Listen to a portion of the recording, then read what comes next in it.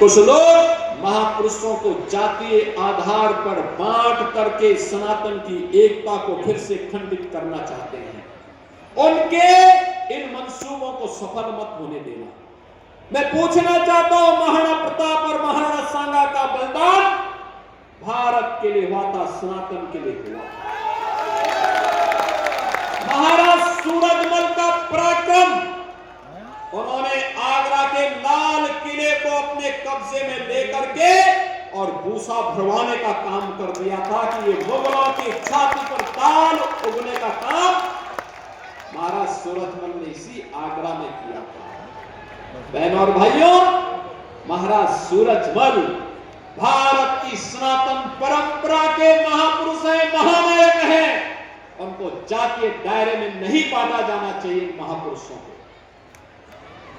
भारत के अंदर लोक माता हिल्याबाई होलकर गुलामी के कालखंड में भारत के सनातन का झंडा लेकर के भारत के सांस्कृतिक गौरव को जगन्नाथपुरी से लेकर के सोमनाथ तक, उत्तर में लेकर के केदारनाथपुरी से लेकर के और दक्षिण में रामेश्वरम तक यह कार्य किसी ने किया था, लोक माता अहिल्याबाई होलकर ने किया था।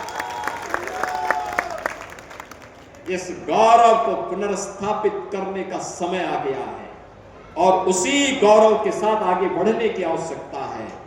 हमें अब बंटने का नहीं, एकजुट होकर के फिर से भारत के सनातन गौरव को विश्व के मंच तक पहुंचाना है। प्रधानमंत्री मोदी जी के नेतृत्व में ये नया भारत मजबूती के साथ आगे बढ़ रहा है, दुनिया की एक आर्थिक ताकत बन रहा है, भारत की सांस्कृतिक ताकत आगे बढ़ रहा है और ग्रेटर आगरा उसका केंद्र बनेगा जो पूरे भारत की सभी पवित्र नदियों के नाम पर आवासीय परियोजना को लेकर के यहां पर आया है। बहनों और भाइयों, 10,000 से अधिक लोगों के लिए यहां पर आवासीय सुविधा होगी। परिवार 10,000 से अधिक परिवार, हाई राइज बिल्डिंग भी बनेंगे, प्लॉट भी मिलेंगे, गरीबों के लिए भी आवासीय सुविधा होगी और उद्यमियों के लिए भी होगी। पहुंचाने का काम भी करेगी और इसी विश्वास के साथ आज मैं आगरा में आया हूं। आप सबको इन परियोजनाओं के लिए जो 6,600 करोड़ रुपए की परियोजनाएं आज आगरा को